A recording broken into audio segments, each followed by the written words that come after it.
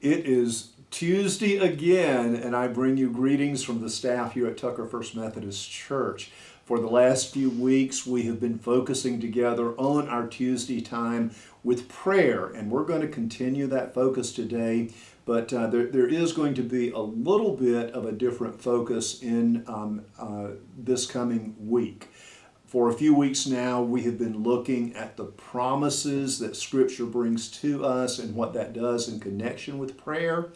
For this week, we're going to focus a little bit more on just some of the practical, real-life situations that we encounter and how prayer can connect to those.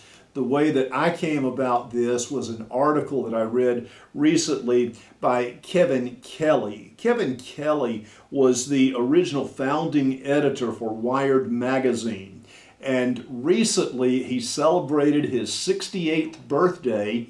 And for his 68th birthday, he came up with 68 bits of advice that he wanted to offer to people. I am not going to share with you all 68 bits of advice that he had to share, but I did go through the list and I picked out 7 of those. And for this next week, we are going to hear one of those bits of advice that he came to offer. And then I am going to add a thought of my own to what he said. And then for each of these 7 things, I have also found a verse of Scripture that I will share with you. And all of these quotes from Kevin Kelly, my comments, and the verse of Scripture will be available on our website. There will be one for each day. And I think these are just some kind of practical, common sense type things that we encounter in our life at this time, and it will be appropriate for us to think about these for our prayer focus for the coming week.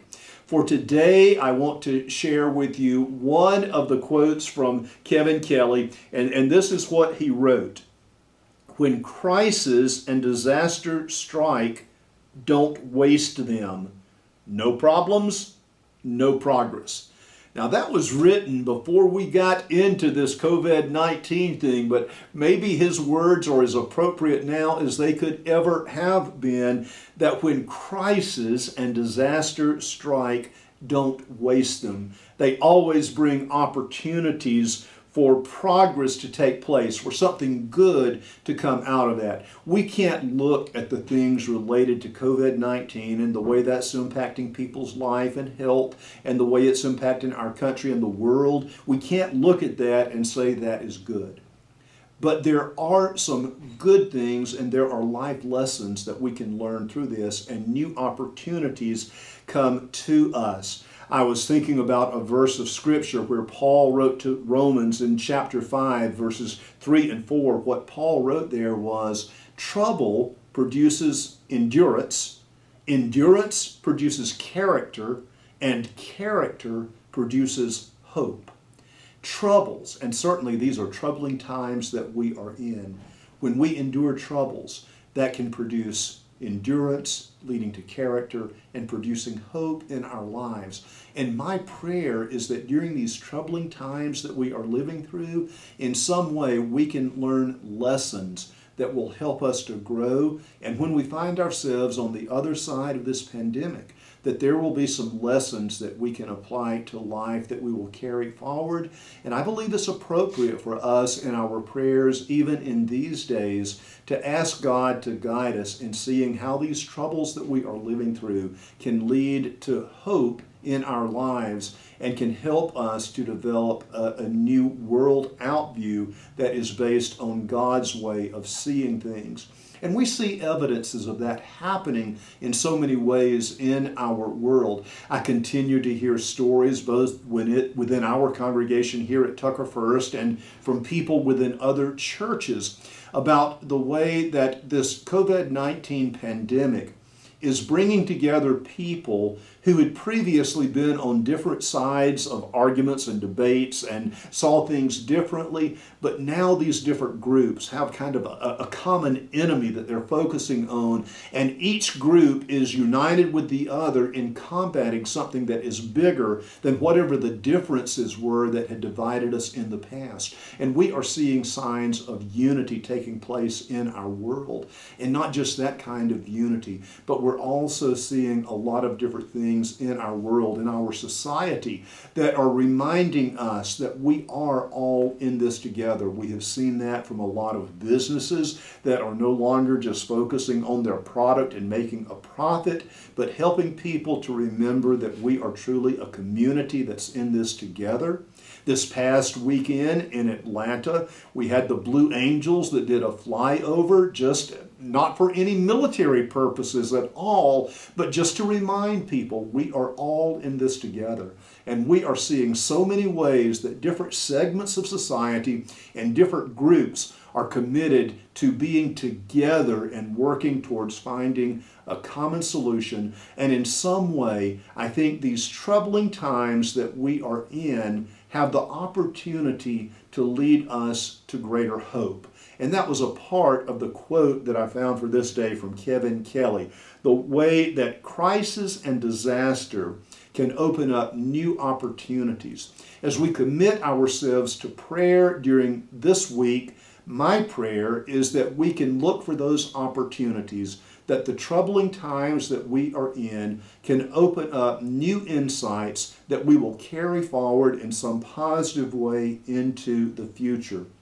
And each day for this week, we're going to hear a different quote from Kelly and in some way try to apply that to some new insights into life and prayer. And I hope that these will be kind of practical sense type things. Today we're focusing on prayers that allow us to look for the opportunities in troubling times. Tomorrow we're going to look at the way that accepted truths in one generation might not be accepted truths in future generations. If you look at things that people assumed were true 100 years ago, then we find that a lot of those things are no longer held as truth today. And one of the things that can say to us is that the things that we believe are true today might not be viewed as being true 100 years from now. And we want to take a look at just that practical way that we allow truth to focus who we are and not to get so dogmatic with insisting that our truths are for all time and for all people. It's a new way of looking at truth. And then on Thursday, we'll look at the way that optimism opens the door for future progress to be made, and optimism as opposed to just people that live with cynicism and skepticism, but the way that having an optimistic outlook can help to generate some positive things during troubling times.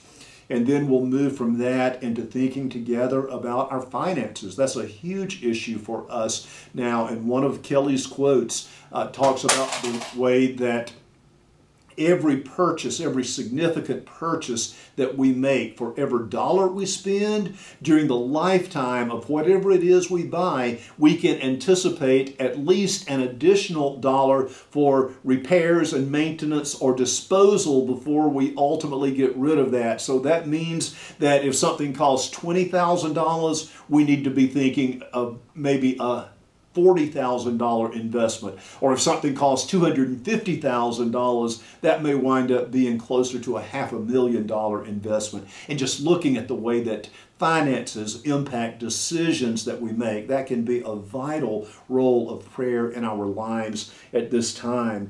And then as we go through the remainder of this week, looking at some of these quotes from Kevin Kelly. Another one focuses on the way that habits become so important, and habits are closely related to spiritual disciplines, a spiritual discipline such as prayer, and the way that opens up new insights for us in our lives. And then next Monday, we will look at a quote from Kelly about the way that we can learn from people with whom we disagree. And certainly when we look at life, we know that there are people that we definitely disagree with, and yet even those people with whom we disagree have some things that we can learn. And these are just practical things that we encounter in our day-to-day living and the way that they can open up some insights for us in our prayer life. I hope that you'll join us each day this week looking at one of these quotes, looking at just a simple comment that I make about the quote, a verse of Scripture that in some way is connected to that, and then allow that to guide you in your prayers. And as we live through these days, we do have that hope that we will come on the other side of this COVID-19, that we will find our way through this pandemic. And the things that we learn during these days can be things that will guide us into the future where we continue to grow as the people that God has called us to become. My prayer is that you will join me in being a person of prayer.